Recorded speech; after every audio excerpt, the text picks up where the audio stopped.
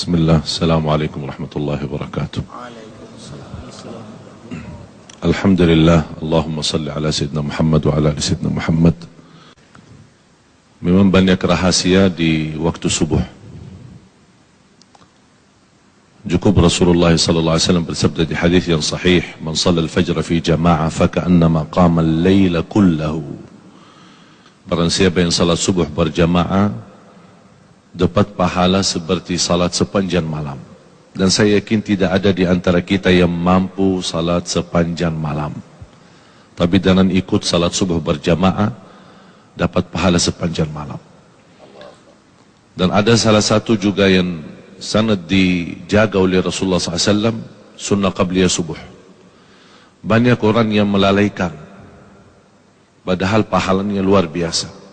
Raka'ata al-fajri khairun minad dunya wa ma fiha.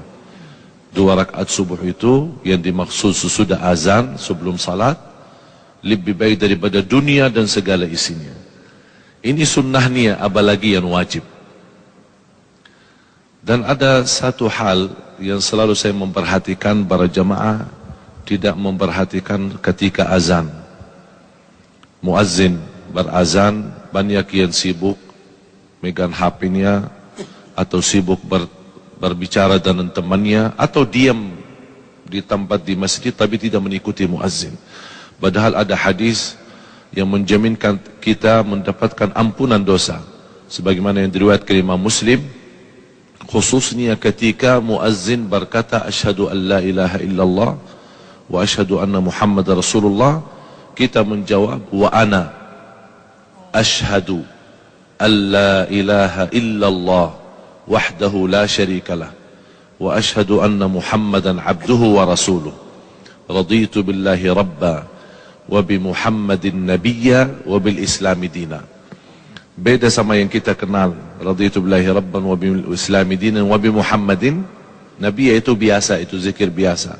Tapi yang kalau dalam azan, ketika muazzin selesai kalimah syahadat sebelum masuk hayya 'alas salat, ini hadis diriwayatkan Imam Muslim.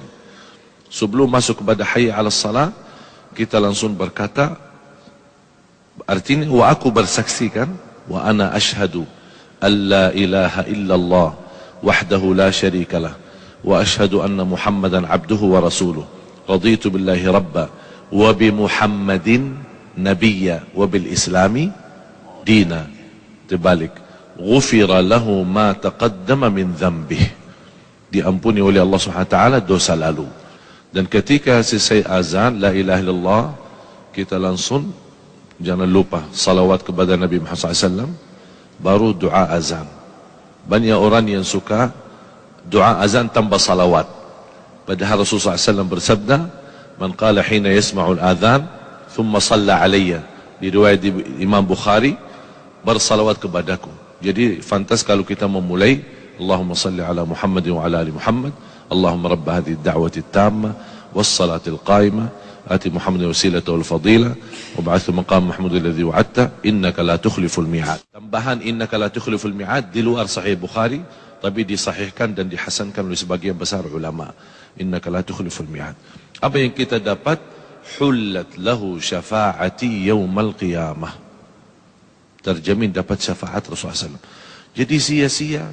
Itu yang kenapa saya bilang namakan rahasia subuh, karena memang tersembunyi dari banyak orang, padahal pahalanya sangat luar biasa. Rahasia Allah berikan nikmat yang luar biasa. Fala ta'lamu nafsun ma ukhfiya lahum, dari mana jiwa pun boleh tahu apa yang telah disembunyikan oleh Allah SWT. Ini amalan yang seperti ini, sedikit-sedikit rahasia tapi sangat luar biasa. Termasuk selepas salat, doa khususnya di salat subuh. Hadis Rasulullah SAW yang Rasulullah SAW tidak pernah tinggalkan, Allahumma inni as'aluka ilman nafi'a wa rizqan tayyiba wa amalan salihan mutaqabbala.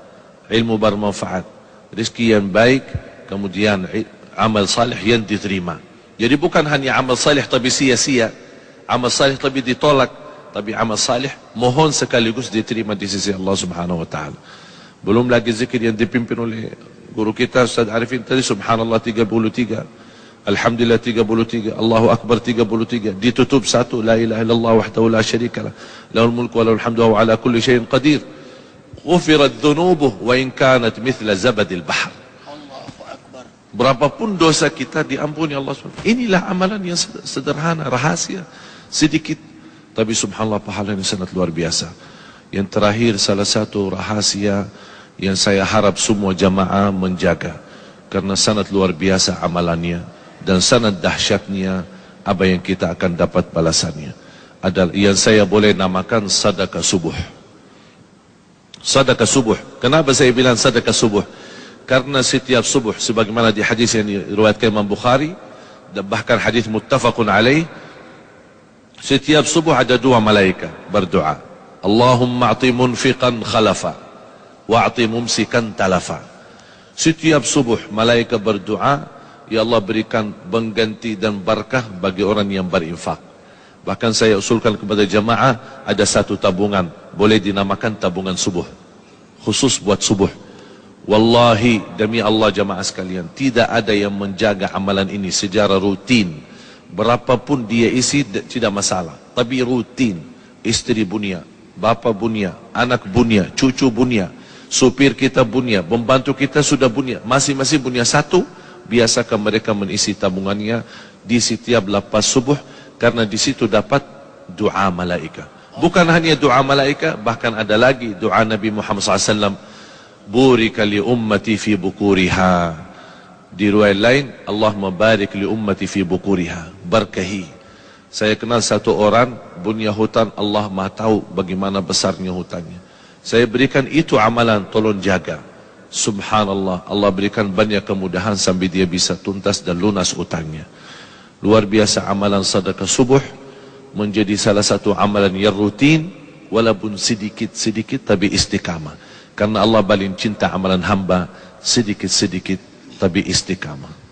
Sedekah itu di situ akan disertai doa malaikat, Allahumma a'ti munfiqan khalafan. Itu yang harus kita selalu hadirkan, bukan hanya menjadi sebuah kebiasaan, tapi menghayati luar biasa. Di situlah akan terasa perubahan. Tidak sampai 1 minggu 2 minggu, Anda akan banyak merasa banyak perubahan luar biasa. Dari segi rizki, dari segi ketenangan, dari segi fikiran, bahkan dari segi ibadah. Begitu luar biasa sahabat Rasulullah SAW. Seperti Abu Bakar radhiyallahu anhu, bagaimana Rasulullah SAW bertanya, siapa yang bersedekah subuh ini? Abu Bakar jawab, saya. Siapa yang silaturahim orang sakit? Jawab Abu Bakar, saya. Siapa yang... Selalu Abu Bakar radhiyallahu anhu selalu duluan. Sampai kata Umar Khattab radhiyallahu anhu, saya tidak sanggup lagi untuk melawan berbuat kebaikan berlumba-lumba dengan Abu Bakar Siddiq radhiyallahu anhu. Ada yang menjelaskan oleh ahli tafsir, masyhudah bacaan kita disaksikan. Di riwayat tafsiran, malaikat menyaksikan. Saya dapatkan satu hadis yang sahih. Kalau biasa, kalau hari kerja ada namanya shift gantian ya. Ada orang berapa jam terus shift, malam shift. Ada malaikat juga ternyata juga punya kerja shift. Jadi kapan mereka, malaikat yang bertugas malam sama malaikat yang bertugas pagi, bertemu di salat subuh. Jadi tukar, udah selesai tugas malam, salat subuh. Jadi malaikat salat subuh itu hadir. Paling ramai salat subuh. Malaikat malam sama malaikat pagi. Malaikat pagi yang baru turun ikut salat subuh. Malaikat malam selesai salat subuh baru naik, bawa laporan malam. Terus menerima kerjaan baru oleh malaikat pagi. Oleh karena itu, inna Quran al-Fajr kana mashhuda. Malaikat pun hadir. Oleh karena itu kita merasa rauhaninya kita, batin kita lebih nikmat ketika salat subuh. Dan saya ingin lain kali kalau imam salat subuh, tolong lebih panjang lagi biar kita bisa nikmat.